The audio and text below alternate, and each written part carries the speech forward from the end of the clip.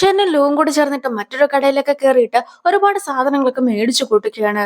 കടക്കാരിയാകട്ടെ 300 മാത്രമായിരുന്നു ഡിസ്കൗണ്ട് ഒക്കെ പറഞ്ഞിട്ടുണ്ടായിരുന്നത്. പക്ഷെ ഷെന്നിനാകട്ടെ 1300 ഡിസ്കൗണ്ട് വേണമെന്നൊക്കെ ആവശ്യപ്പെടുന്നു.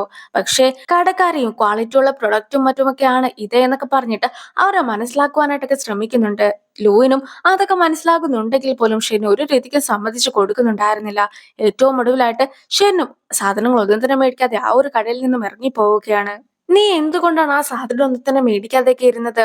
ആ കടക്കാരി പറഞ്ഞത് കേട്ടില്ലേ? നല്ല ക്വാളിറ്റി ഉള്ള പ്രൊഡക്ട്സ് ഒക്കെയാണ്. അങ്ങനെ ഇരിക്കെ കടക്കാരി പറഞ്ഞ വിലയ്ക്ക് തന്നെ മേടിക്കാമായിരുന്നു എന്നൊക്കെ പറഞ്ഞുകൊണ്ട് ലോ നിൽക്കുമ്പോഴത്തേക്കും ഷെന്നും നമ്മുടെ കയ്യിൽ അതിന് മാത്രമുള്ള ബഡ്ജറ്റ് ഒന്നും തന്നെ ഇല്ല. അതുകൊണ്ട് തന്നെ നമ്മൾ ഉദ്ദേശിക്കുന്ന രീതിക്കുള്ള പണത്തിൽ തന്നെ കാര്യങ്ങളെല്ലാം തന്നെ തീർക്കേണ്ടതായിട്ടൊക്കെയുണ്ട്.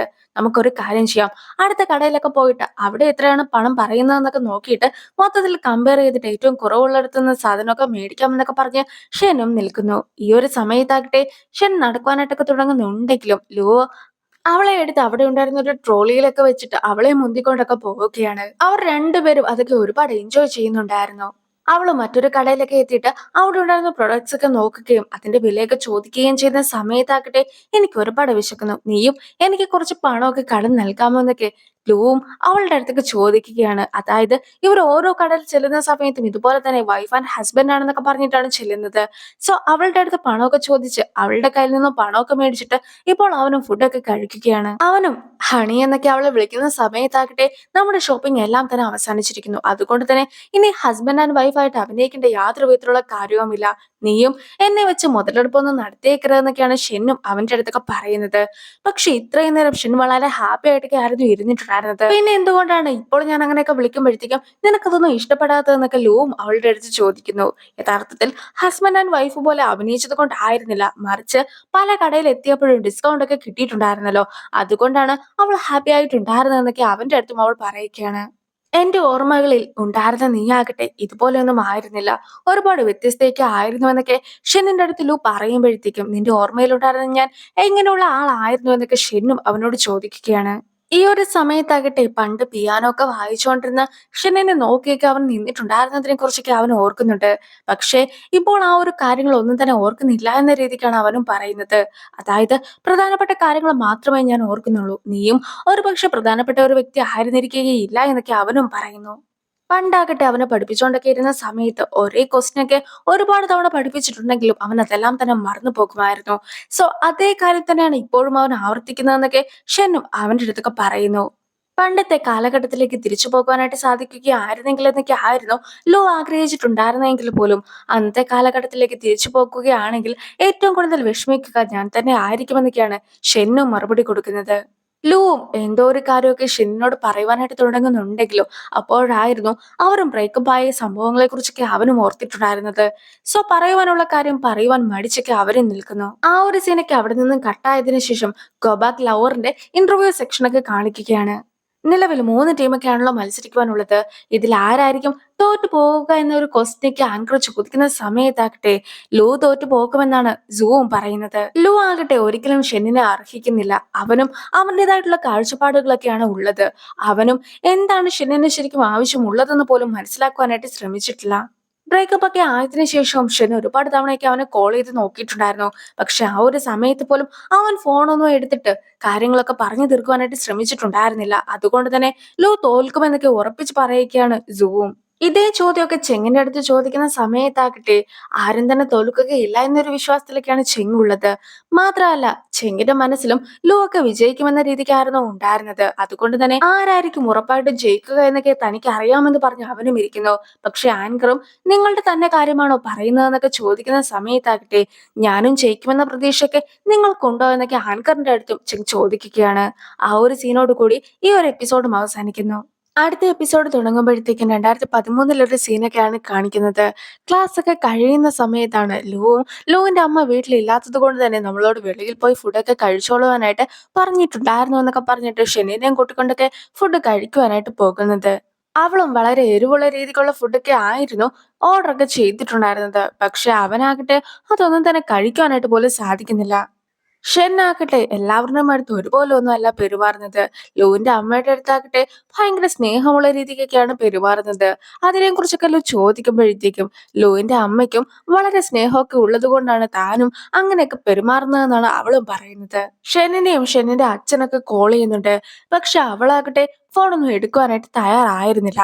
അങ്ങനെ ഇരിക്കാണ് അടുത്തിരിക്കുന്ന ഒരാള് അയാളുടെ മകൾക്ക് അവിടെ ഉണ്ടായിരുന്ന കോട്ടൺ ക്യാൻഡി ഒക്കെ മേടിച്ചു കൊടുക്കുന്നത് അവളും കാണുന്നത്.